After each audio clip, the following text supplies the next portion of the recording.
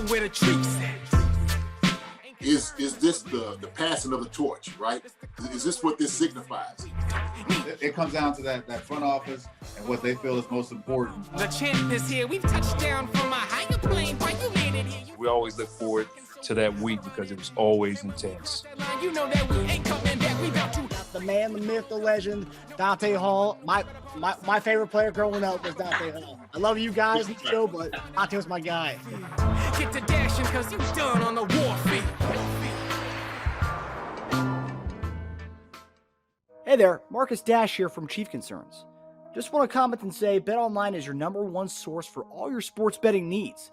Get the latest odds, lines, and matchup reports for football, baseball, boxing, golf, and much more. BetOnline continues to be the fastest and easiest way to place your wagers, including live betting and your favorite casino and card games available to play right from your phone. Head to the website or use your mobile device to sign up today and get in on the action. Remember to use promo code BELIEVE, BLEAV, for your 50% welcome bonus on your first deposit. BetOnline, where the game starts. Hey guys, welcome back to another episode of Chief Concerns. I'm Marcus Dash here with the legendary Chiefs tight end Jason Dunn. JD, how we doing, brother?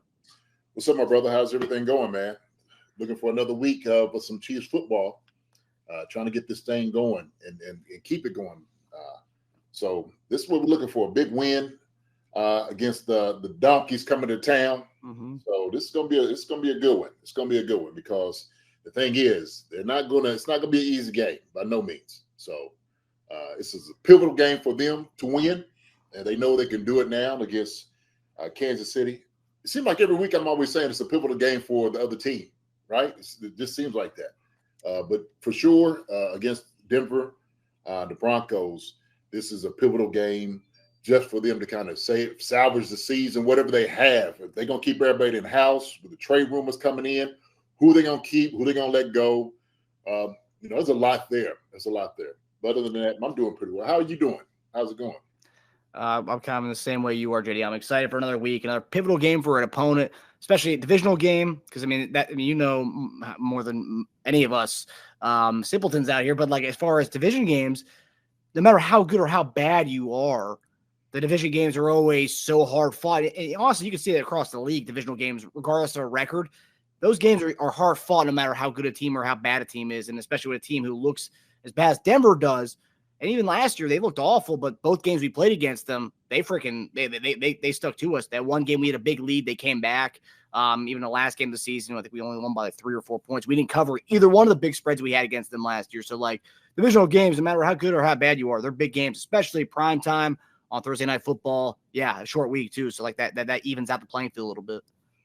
Yeah, it does. It does. It affects everybody, in good ways and bad ways. And so with them, the offense is being kind of, up and down. They got some good weapons on offense. They've been actually moving the ball pretty well. It's their defense. Is everybody scoring points on them, which to me, is just incredible just to watch what teams have been able to do against their defense, which seems like without any type of recourse or any type of fight put up on those guys. But look, we know this week and this game tomorrow is going to be a huge game. Like you said, a divisional game that they're going to win something early. I think this is where they try to find, at least to revamp what they're trying to do right now, right? And so we got to be ready because we're going to have a fight on our hands for sure. Definitely ready for it. For sure. And also, I think it's supposed to rain tomorrow, too, so that definitely balances out a lot of things. And it can help a bad defense, too, when it's raining, kind of eliminating maybe some of the offensive advantages we may have. But, yeah, it's going to be interesting, and they have a lot of things going on. Judy, Cortland Sutton, they're fielding offers for both those guys, Frank Clark. So, yeah, they got a lot of things going on over there. But we're going to begin with a highly talked about subject, obviously, our receivers. And that's a big thing that everyone's talking about. Will the Chiefs be able to upgrade receivers going to trade deadline?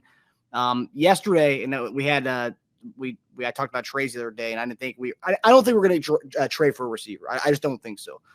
We talked about the way the offense is, how hard it is to learn that playbook coming in the middle of the season, but that changes things if you're bringing in a guy who's already been here before. So the rumor yesterday, apparently the Jets are taking offers for Mecole Hardman, who's really done really nothing for them this year. And the Chiefs are one team that's linked to getting a Mecole Hardman. So JD, based on the lack of production the receiver rooms have been having, and I do think we're turning a corner here with the young guys this past week. Do you think a trade for a receiver makes sense here? And what is your thoughts on bringing back Mecole Hardman? And do you think that can be an impactful difference for our offense, bringing back a guy like Mecole Hardman? Okay. I'll tell you what, there's two things here. One, and I'll speak just about the young guys, and does it seem like it's something that we should do as far as bringing a receiver with this group? One thing, it has to be the right fit, for one.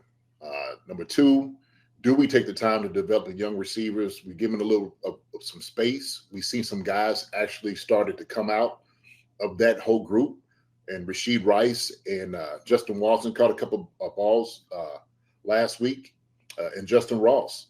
So we look at the two Justins; they've been doing a good job. And Ross hadn't had a lot of catches. He hadn't had a lot of the playing time, but maybe if he gets a little bit, he gets to show a little bit more of that athletic ability that he has, that they kept talking about. But we've just been, just putting out there how great of a receiver he really is. Something that we didn't have in the room when they said we started the season, of having a guy like that. So now if you're putting in the plans future-wise, put a guy like that on the field, then you should go ahead and do so. Justin Watson's been a great surprise for us. And I think that you have these young guys, and guys are starting to step up. I think you kind of stay with that. If you don't, then you lose the confidence out of that room and saying, well, look, they don't think we can do it. They feel like we need some help. We need to get guys in here. So that could really hurt their confidence. That could really do something to that entire group in itself. But also, too, man, competition is good. Sometimes when, if you're looking at receiver-wise in any group, and the guys not been getting it done in that room, what you do is bring in more competition.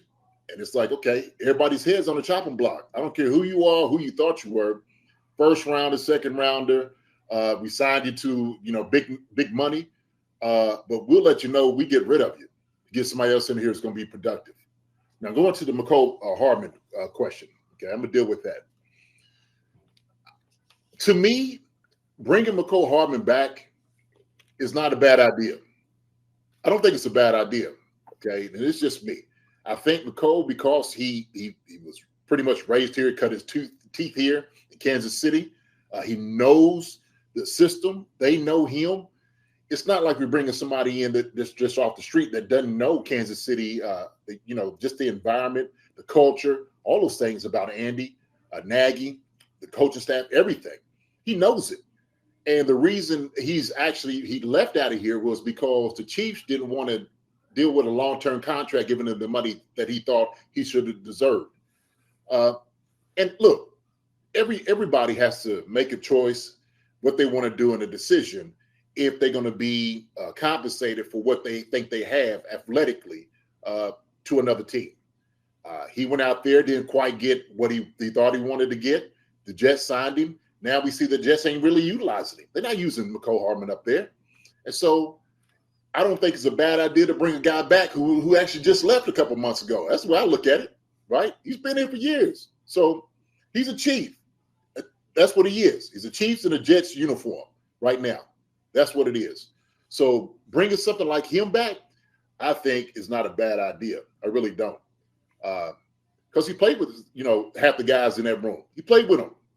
They know him. Patrick knows him real well, right? And so the whole team knows Mecole Hardman real well. So he's not a stranger. So I do like that idea. I really do. And maybe we bring him back like, hey, man, you know what, Mecole? You're home, okay? You had to go out there. You found out you went out there, the grass wasn't green on the other side. Come on back here to Arrowhead GHA Stadium with your family, with your home, and we'll welcome you back with open arms. Yeah. Hardman 1 catch for 6 yards in the season so far. So he's not being utilized at all. I'm seeing some comments in here.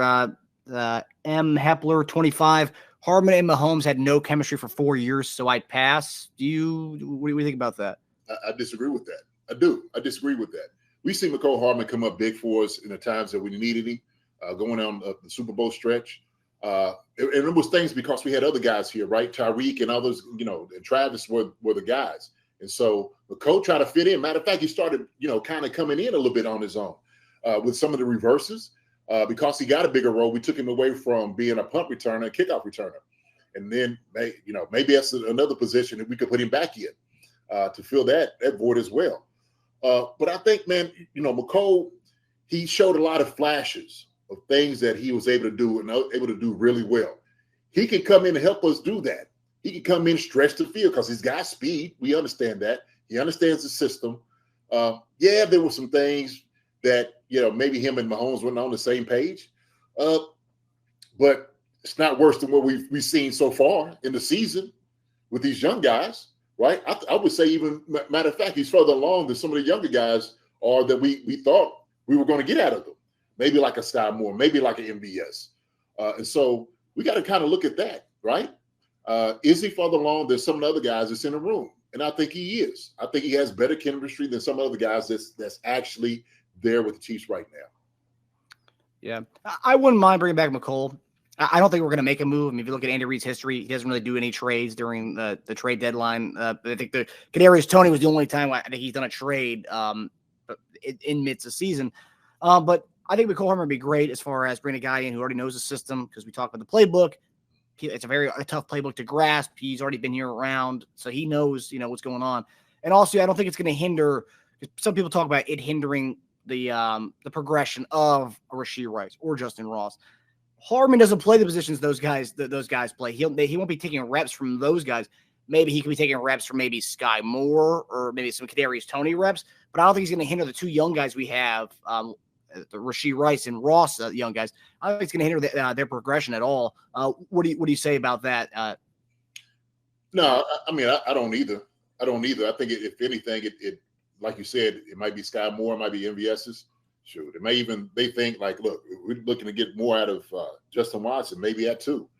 But there is a point and people make great points about this, right? And you always want to look at it from all the angles, all the sides whatsoever. And I said this. I said the room's going to get better with Kadarius Toney. Thank you for him coming back, because he showed flashes of what he can do. Just being healthy. And all of a sudden he limps off on the sideline because he had like a little tweak. I think we've seen him, he kind of bent his leg. And I'm just like, come on, man, this can't happen again, right? And so, you're looking for consistency. And I know they talked about maybe Mecole Hardman, him being hurt, but he didn't really have, too bad of an injury. He got hurt, was it last year that he had the one injury that kind of kept him out. And that was like really his one major one that he had. But, chemistry-wise, man, I don't know. I wouldn't really say so. Kadarius played with him last year. MVS played with him last year. Justin Watson played with him last year. Sky Moore played with him last year. Justin Ross was there in the building with him. The only new guy that's there is Rashee Rice, and Richie James that didn't play with him. So I don't think that would necessarily uproot the whole chemistry. Could be. But I do. And look, I'm gonna say this. I do like the guys that's in the group. I do like the guys that's in the building. I'm fine with keeping the guys that we got. I'm fine with it. I'm always a huge guy about developing guys, and I think that we're there. Sometimes when we have these conversations, sometimes we think they're not as fast as we want them to be. Right? And we understand it's a process to get these guys there because they're so young, they're so green. It is a process. But then all of a sudden you have some people, we need to get a guy in here. They're not developing fast enough. Well, shoot, we know Patrick's not going to have a number one right now. The number one guy at this moment we're looking at is Justin Watson, Rashee Rice showing up, and that's who we have. And Kadarius Toney, that's it. That's what we're looking for.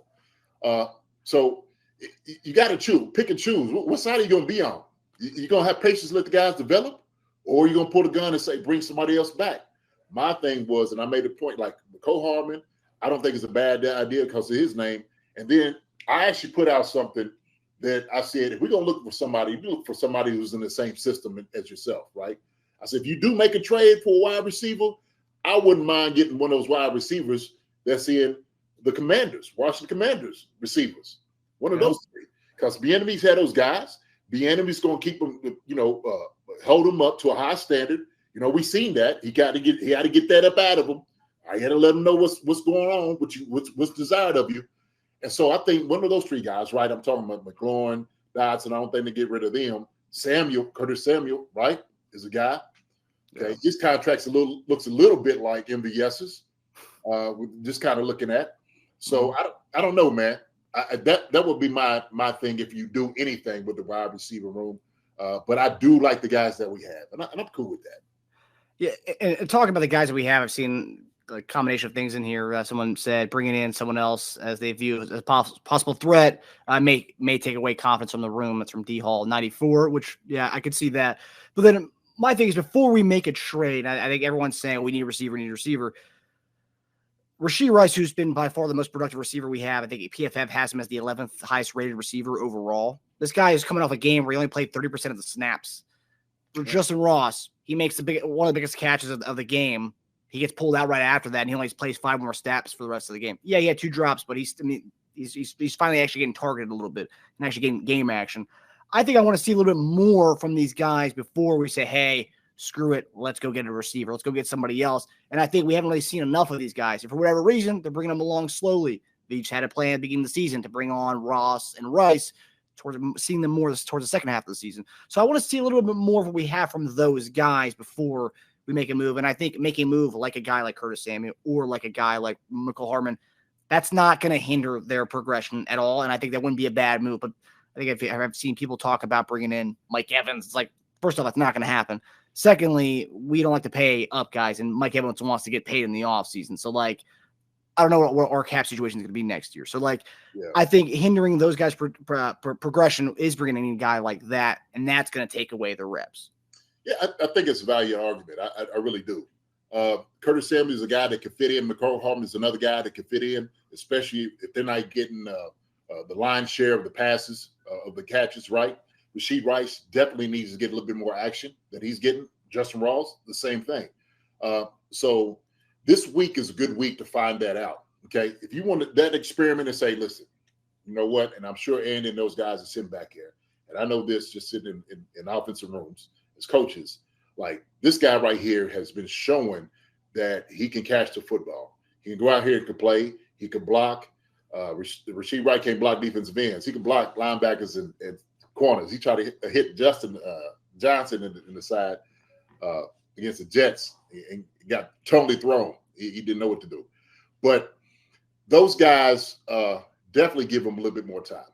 I would say put them in now. This is what we need to find out. Put them in right now, especially against this game, especially against a defense that's been giving up a whole lot of yards, a whole lot of points. Why not utilize these guys against that defense right now? So it's a good argument. I don't doubt that whatsoever.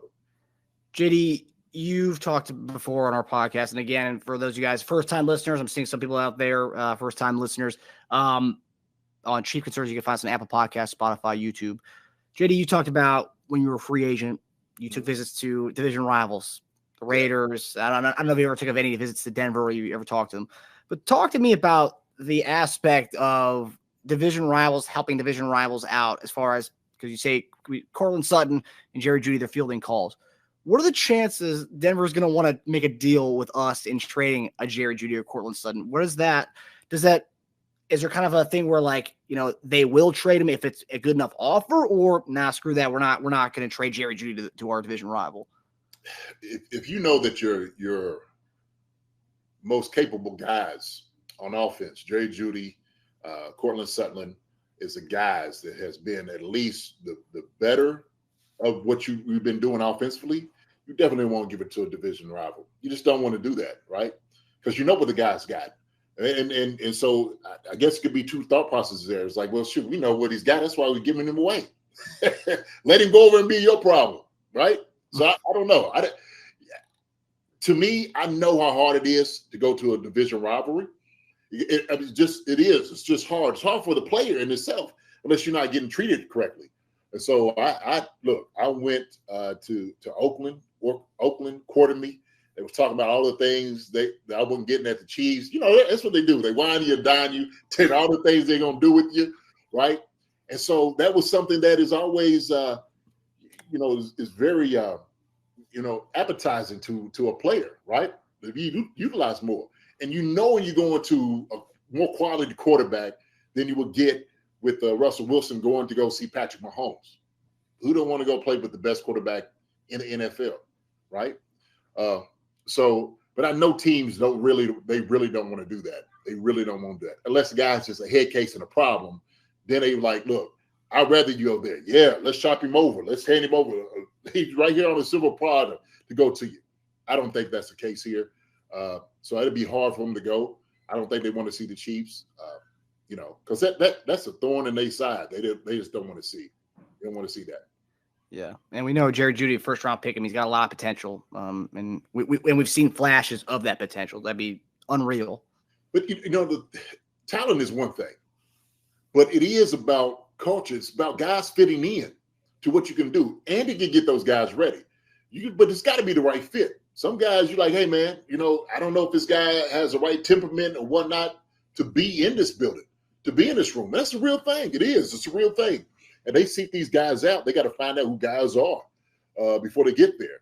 And sometimes it don't take, another team talking about you. It has to be somebody else that kind of have known that guy for a while to make somewhat of an objective, opinion about what's going on or who a guy really is.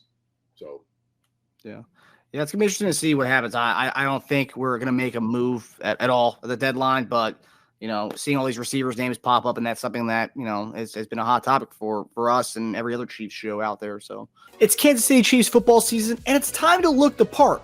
Chiefs Concerns is partnering with SpokenForest.com to get you suited up for the season. Use the discount code CC10 to get you right for the remainder of the season. They have high-quality t-shirts like this Travis Kelce t-shirt with both of his nicknames on there. You got Zeus and AKA Big Yeti, of course, made famous from their New Heights podcast. And of course, all you Swifties out there, you need to get in and get this Travis Kelce t-shirt right now. They also have that 2 t-shirt with Patrick Mahomes flaunting his 2 rings, and they have a bunch more coming out this football season. So be on the lookout for more merch from SpokenForest.com. And again, discount code CC10. Be interesting to see what happens the next week or two. I see what on the chat. I said, B Music 23 said it seems like Andy has gone away from KT running actual routes and using him as a screen gadget guy again. He's a good route runner. They give him the tree and not just RPO screens and jet sweeps. I agree with you. I think the reason Andy was doing that is because of his injury, and he was still trying to get himself back in the game. And that's what you want to do. You want to get him back into the whole swing of things, into a rhythm, but also to give him something safe where he's not necessarily putting himself in harm's way. But we know he's a good route runner. It's just about him remaining healthy. That's always been a question about Kadarius Toney. It's never been about his talent. It's never been about his route running. It's never none of those things with him. It's all about just its durability in a football game, to last the season. I think that's really the issue. Yeah, I agree. JD, I think some of these fans on here, I think they might be even post Mahomes fans. I think they need to know a little bit about who Jason Dunn is. I've seen some fans come and say who you are all about. I think some fans need a little history lesson. I tell you what, who JD is. JD was regarded as one of the best blocking tight ends, I have to say, of all time in the NFL, for one. Facts. Number 2, I was the one that's opened up the doors, getting Priest Holmes, Larry Johnson, all those guys into the end zone. I was part of that big machine that we was doing from 2008, man. And so that's what I was doing. I was out there laying wood on defensive ends and stuff. And so I would make sure nobody touched 10, Trent Green. So I was like the enforcer. That's who Jay Dunn is. This is who I am. Okay, so yeah, check it out, man. They regard me as one of the better tight ends of all time with the Chiefs. I didn't have to catch a lot of footballs, but I tell you what, I folded up a whole lot of defensive end and linebackers. That's what I did. And so if you want to know, go check it out.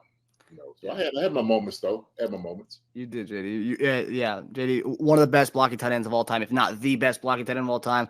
Brian Baldinger breaks down plays. He goes back in time, breaks down plays, and he brings up Jason Dunn as regarded as one of the best blocking tight ends of all time. So hopefully, for the post Mahomes fans out there, just do some research before making comments like that. That's cool. Hey, Madden, you say Madden used to come in and talk about me all the time too, man. And that's the thing about it. When you have defensive coordinators and coaches coming to you and talk about how good of a player you are in your game, that speaks volumes on it, man, for real. So for sure. I've always appreciated every bit of that. because it's always good to feel and it just being recognized. Sometimes they ain't always about the numbers, man. My numbers go into what the other success everybody around me does. So it's all about my team, my teammates. That's what it's all about. Right. And even the famous Chief hater, Bart Scott, was talking about you a couple months back. Talking about the Chiefs O-line, T Rich, all those guys. So just get a little Chiefs history lesson to some folks out there. Top offenses, man, in the league. We had it for like 3 years straight, and there's a reason for that. Yeah, Antonio West. You all don't know Jason Dunn. It's crazy. Yeah, see, it's all good. It's all good. Learn. Hey, everybody can learn, man. We all learned, right? That's true. It's all good. That's true. A Chiefs history lesson, Chiefs 101 over here. JD, so shortly after the game, we didn't really know much about Travis Kelce's injury, how serious it was. Obviously, came back in, taped that they take the crap out of it. But we thought it was a high ankle sprain. Turns out it's a low ankle sprain. He's been practicing in a limited capacity with no injury designation on for tomorrow night's game. But talking about it's a 4-day, pretty much. Andy Reid said yesterday he's been rehabbing and like with the trying to get it strengthened up every day so far since the game on Sunday. So we're talking about a team. Denver's not going anywhere this year. We're a 10.5-point favorite. It's going to rain tomorrow. It almost seems like if he gets rest this week, he's got 10 days till the next game to get shored up. Yeah. He obviously wants to go. He hates missing games. Pat made a comment about it after their the Detroit game. He's like, I'm not missing another game. Like he wants to go right back out there. Obviously it was taped up yesterday at practice, so it's still like not 100%. And he made some jokes about his ankle on his podcast, New Heights podcast, the episode that came out today. But JD, if you were in charge of the medical staff and all this stuff, and you were Andy, are you sitting Travis Kelce tomorrow night just to err on the side of caution to make sure he's healthy for next weekend? If I'm on the staff, and look, I trust Andy and Rick, those guys, to make the best decision for Travis and for the entire team. I think myself, I would rest him, and that's me, just for the simple fact that it is a long season, and our most valuable player on offense is Travis Kelce. And so I want to make sure that he's rested up, he's healed, he's getting healed. And so there's no need taking extra hits, more hits on him. That's just going to wear him down. I think Noah Gray does a pretty decent job with coming in for him. And obviously he's not going to have the type of production that Travis has, but he'll give you something. That's for sure. And Blake Bell as well. And like I said, his defense hadn't been stellar at all. So why not go against this defense now? We give the ball to Isaiah Pacheco, McKinnon, and let them guys work. Let them eat. Darius Toney's another week healthy, a few days healthier than what he has been. And so we've been talking about, maybe bringing him up with some more reps. No doubt about it. Bring him up. So I think I wouldn't mind sending Travis for a week. I really don't. But I think those guys, they'll make the decision that's good for them. And Travis will let them know. He'll let them know. But I don't think if it's something that's going to put him in harm's way and you think it's going to be something that's more lingering and hurt him, I wouldn't do it. I wouldn't chance it. JD, talking about it's supposed to be raining on tomorrow night in Kansas City. I think it's going to rain all day tomorrow. Does that add to? Does that kind of come in a little bit if you are dealing with a roll down or low ankle sprain? I mean, does that come into effect? Like it's gonna be rain tomorrow. I don't know what the field's how the field's gonna hold up with your ankle and all that stuff. Does that play a part in it or no? It plays in a part of the decision. It does, because you slip, easier, right? You can't get the planting like you want. So, but here's the thing, though. Look, Travis wants to play because he's Travis. Travis is a football player, okay? Just like all of us. Look, you had to cut our legs off for us not to play. I mean, that's the thing about it. We have a high pain tolerance and threshold that we feel like we can play each and every time. It doesn't matter. It's always, wrap it up and let us go. That's how we think. That's how football players think. And sometimes it might take, coaches to get us out our own way. Nobody likes missing games. Believe me, I know exactly how Travis feels. As a coach, I would say, maybe erring in the way of caution, But it's Travis. Travis like, man, I want to play. I know he wants to play.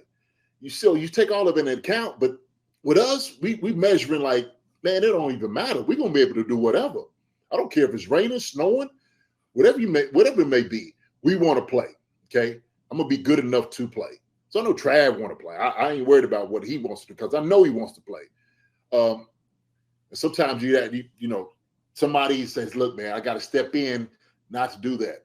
That'll piss him off. He'll be pissed off about it if they do keep him out. But for a coach, I can see them making that decision not to play him. But for a player, he don't care. That's just how we do, man. It's who we are. That's how we made. You know, we just program that way. So, like I said, Barron cut his leg off. He's gonna be all right. He's gonna want to come out there and play. Yeah, and especially the way I was looking at some of the numbers, the way Denver gives up yards and catches to tight ends. Man, yeah. Yeah, I'm taking betting props this week. If Kelce plays, I'm going all in on him and Pacheco. They can't stop tight ends and they can't stop the running game at all. They've been a disaster. Here's the thing, and we got to understand that his presence alone, he could come out there and get dressed to make it look like he's going to play. And coaches can sit there and say, hey, man, we're just going to, right now at this moment, we're just going to get you out there, get you a couple plays in, and that's it, and take you out. So even his presence in itself is going to mean a whole lot against Denver. It really will. It really will. You don't want, like I said before, you don't want to give up your hand early and say he's not playing. You don't want to do that because then all of a sudden Denver is not getting ready not to play Travis Kelce. And so you make them think they had to cover every little thing, man. It's just it's a chess match. So even if you get him out there, get him dressed up, let him run a couple of routes on the sideline, catch a few balls, you're saying, look, you're only going to play about 25% of this game or 50% of the game. Or if we definitely need you, then we'll put you in. So, yeah, get him dressed, get him ready, get him out there for a couple plays. But I wouldn't say put the load on him doing 95% of the plays or 100% of the plays like he usually is used to. I don't think you do that at all. Yeah, I think some of the stuff I've seen online for the last time he was out week 1, we had the introduction to some of the receivers that all the drops we had week 1. I think a lot of people were scared of possibly that happening again in week 6. Do you think, as far as for the younger guys like Rashee Rice, I believe he had a drop in that game. His first target was a drop. But it's been 5 weeks. These guys have been acclimated to the game more as far as that. You're not going to have the kind of the newbie kind of like, you know, oh shoot, it's my NFL, it's my first game moment. You're not going to have that. You don't think we're going to have those kind of those kind of problems on Thursday night? No, man. He the first he was just getting his jitters out, playing in the NFL because you're actually here. And so he was a little concerned, a little nervous. I'm sure he was a little queasy in the stomach as well. So, and look, I don't look at that as all. I don't think you have a question about his hands. I definitely don't. I don't think Patrick Mahomes does either. And so I think you get a guy, you keep feeding him, give him a little bit more looks, get him out there a little bit more. So let him do what you brought him in here to do, right? And so if you don't play a guy like Travis Kelce, let him be the big receiver in the middle, catching the football, reigning over the middle part of the football field. Why not? Let him occupy that space, okay? Let him occupy that space. So I think he's a big enough boy to put that on his shoulders. I trust him. He's been showing he can be trusted. He caught the balls that he's caught in the end zone, close to the end zone, has all been over the middle, every single one of them. So I had no problem with him. I think, you bring him in. Definitely do. Yeah. Nick Bolton, they said earlier that he's going to play tomorrow. He's back for the first time after 3 weeks of being out with an ankle injury as well. I don't know what it is, JD, but ankle injury for everybody. But, although they said Mahomes didn't actually hurt his ankle on Sunday. It was actually he got a knee to the calf. Yeah, you can tell that, yeah. But talk about Bolton's impact and presence being back. How important is that? I mean, huge. You get your captain back. Get your captain back on defense, and that's what you need. You need a guy who's directing the traffic for everybody out there, the conductor, making sure everybody is in tune with everything, right? Sounding good. But that's going to be big for him. And we need him back. We need him to go ahead and get ready and get himself back together out here playing. His presence was missed last week for sure. But, in the 2 weeks, matter of fact, the 2 weeks, Jets and, Minnesota. But this week, it's good to have him back. It's always good to see Bolton out there, man. Like I said, he brings a whole different energy to the thing. And so sometimes seeing presence and certain guys out there lets you play on fire. And hopefully you'll see a little bit more of our defense when we gave our first couple of weeks in the season, a little bit more against this offense that Denver is trying to resurrect. So he'll do a good job, man. Can't wait to see Bolton back out on the field. Yeah, I can't wait. I have my fantasy. I want some my IDP numbers back. I drafted that guy pretty early in one of my fantasy leagues. Okay, so we're to our final topic here. We got our game predictions. So JD, Chiefs are a 10.5-point favorite at home on Thursday night on Amazon Prime. Patrick Mahomes is 11-0 against the Denver Broncos. First ever start was against the Denver Broncos, and yeah, now we got him again at Kansas City Thursday night. JD, who do you have in this one? So looking at this with 10-point favorite, I think we're gonna have at least. I've been looking for this number for us to hit, man. I have, but I do think we're gonna hit the 31 number. This might be the week to do it on the 31, and so I see us actually having to score 31-14. That's what I'm looking at right now. 31-14 is what the score is going to be for the Chiefs. Big Pacheco game, or who's going to be the dominant one to come out of this one? I think Pacheco. You do the play action. Once he starts hitting, everybody else opens up. So then you start seeing a little bit more of the passes to our wide receivers, getting those guys involved. But yeah, I do believe that Pacheco will have a good game. I really do. But like I said, when you get the game going, the ground game going, get Pacheco going, everything else was up for the wide receivers too. Okay, but we know they got talented corners and whatnot. We know that. So attack them on the ground first. Our big boys up front love hitting guys. They love hitting and just laying guys out.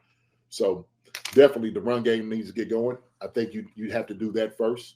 But yeah, I think Pacheco will have a good game, and then everybody else will be around him. Yeah, I agree. Mm-hmm. That'll be when we would do our betting show for all the first-time listeners. We have a betting show, Cash and Props with Dunn and Dash. We're going to do that tomorrow, early afternoon, to get it up before the game. You can bet that Pacheco is going to be on 2 of my 5 legs for my same game parlay. He's going to be on fire, man. He's going to be on fire. He's going to be on fire. I love it. I love it. Mm-hmm. Yeah, everyone's dominated them as far as on the ground. Everyone. I think Rashawn Johnson did. Obviously, A-Chain, Mostert, Breece Hall. I mean, everyone, you name it, they've just dominated that defense. Yes, sir. They're giving it up. What about you, man? What's your prediction? You got to have yours too. So my prediction for this one, I got 35-21, very similar to yours. I think they'll score a garbage time touchdown at the end of the game, but I think we cover the spread, and Mahomes moves to 12-0 all time against the Denver Broncos. That's rough, man. Those Denver donkeys. Those donkeys. And yeah, Mahomes owns a lot of donkeys, man. He has 11. He's gonna have 12 of them now. Yeah. But all right, guys. Well, we hope everybody enjoyed our preview of Week 6. We enjoyed hearing all the engagement, all the comments, and yes, Arrowhead Buckeye. We hope Justin Ross gets more burn as we need to continue.